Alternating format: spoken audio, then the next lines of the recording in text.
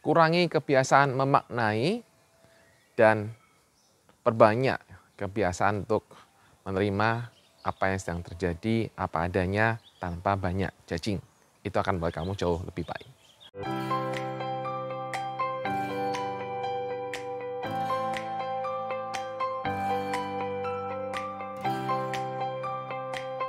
Teman-teman yang mengalami gangguan kecemasan, seringkali kita itu adalah banyak beropini, berasumsi. Atau misalnya kalau kita bisa katakan teman-teman tuh banyak mempunyai self-talk negatif. Jadi saya ada juga bahas tentang video tentang self-talk, itu ada di sini, silahkan dicek.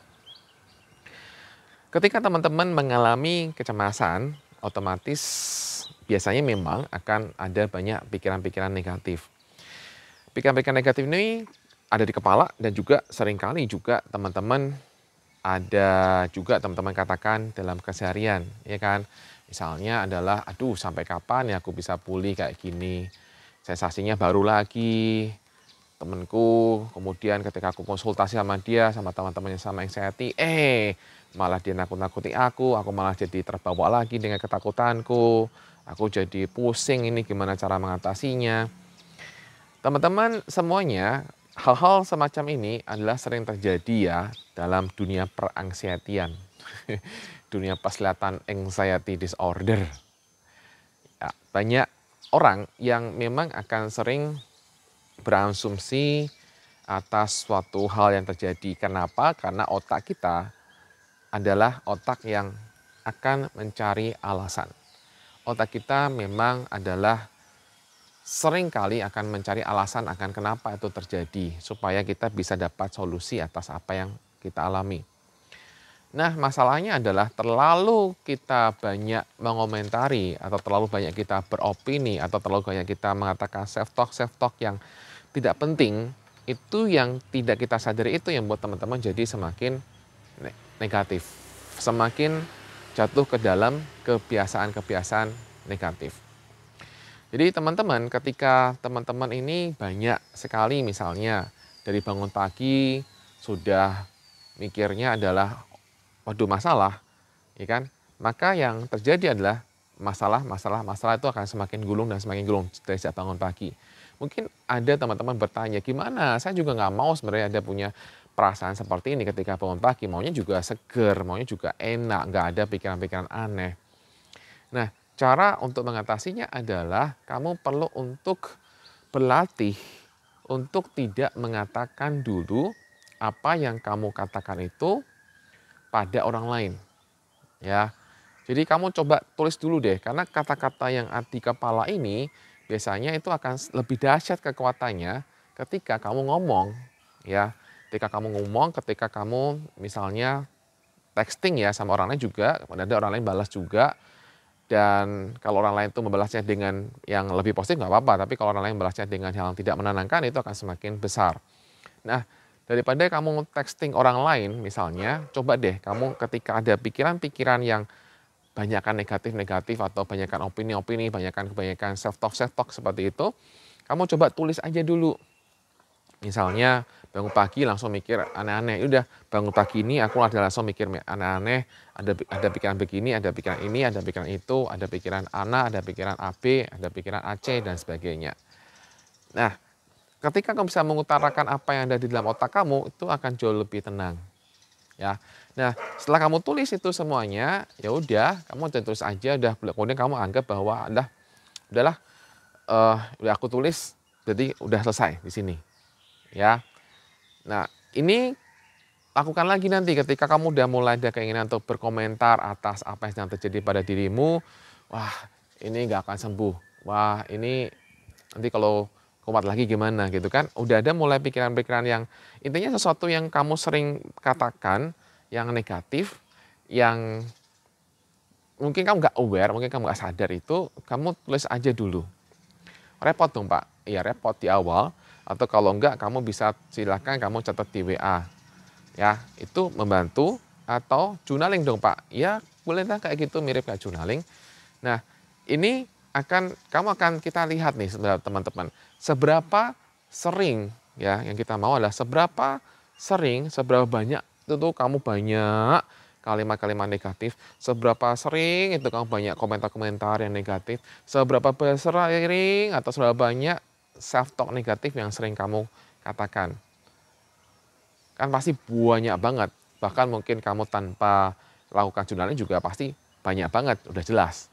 Nah, poinnya sekarang adalah bagaimana kamu secara sadar mulai belajar menahan diri untuk tidak mengatakan self-talk negatif? kembali saya ingatkan tentang bagaimana konsepnya bahwa supaya kita jauh lebih tenang adalah kita bermain hakim-hakiman, bermain sidang-sidangan, yaitu kita utamakan fakta dibandingkan opini. Oke ya, sekali lagi, utamakan fakta dibandingkan opini. Jadi mulailah berlatih ketika mulai ada self-talk negatif, ketika mulai ada komentar, ketika mulai ada opini, ketika mulai opini-opini yang nggak penting lainnya, atau kamu itu cenderung mau kamu jadi yang gitu-gitu, kamu tanyalah, ini faktanya atau ini opini sih, atau ini asumsi sih? Oh, oke, ini opini lagi. Oh yaudah, udah skip aja. Ya, itu akan bantu kamu. Contohnya adalah misalnya kamu ketika habis makan begah. Habis makan begah, ya udah teman-teman. Oh, habis makan begah kemudian aduh ya Allah kenapa? Ya Tuhan kenapa bisa begini gitu kan. Nah, itu adalah hal yang perlu kamu cermati dan kamu tulis. Oh, berarti aku udah mulai berkomentar. Aku udah mulai ngeluh. Nah, kemudian kalau kita pakai sistem prinsipnya hakim tadi, oke ya, sistem hakim tadi, maka kita akan tanya faktanya apa? Faktanya begah. Iya, faktanya begah. Oke, faktanya begah. Dan begah ini sudah sering saya alami, sudah. Oke, yaudah berarti semuanya faktanya berdasarkan data, berdasarkan fakta yang terjadi, yang sudah terjadi selama ini, dan sudah direkod pengalamannya adalah bahwa begah, tapi ya nggak berbahaya, ya. Jadi yang membuat kamu semakin merasa semakin terpuruk adalah ketika kamu semakin komentar komplain dengan apa yang terjadi. Begah, kemudian kamu, ya Tuhan sampai kapan seperti ini, kemudian minum obat, kemudian kamu masih terlalu berharap untuk cepat agar ininya segera lepas begahnya. Normal sebenarnya, tapi ketika kamu cemas, ini justru akan membuat kamu semakin nggak nyaman. Maka sekali lagi, mulai kamu untuk yang kamu mulai kalimat-kalimat yang sering kamu katakan itu, oke, kamu kurangi, kamu katakan, oke, faktanya saya sudah minum obat, faktanya begah masih ada, oke, dan faktanya bahwa selama ini juga baik-baik saja, yaudah aku biarin aja lah, ya, yang penting kan aku udah minum obat.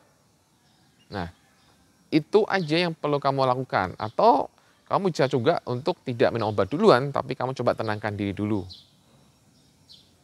Tidak perlu berontak, gitu loh. Tidak perlu berontak dengan apa yang sedang hadir. Itu aja teman-teman, tidak perlu berontak dulu.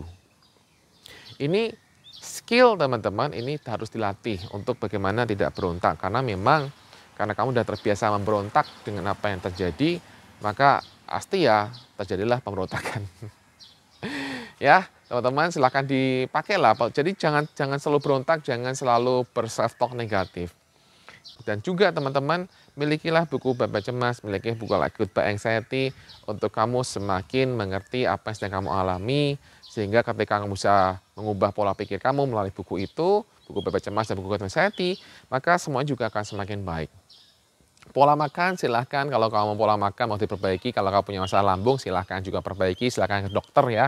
Silahkan ke dokter lambung, kamu akan tahu karena mereka lebih ahli mengenai lambung.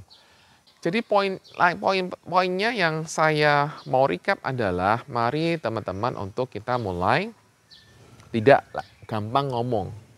Tidak gampang ngomong dulu, kurangi dulu sebisanya, dan kemudian mulai utamakan fakta dibandingkan dengan opini, ya. Kemudian belajar tidak memberontak.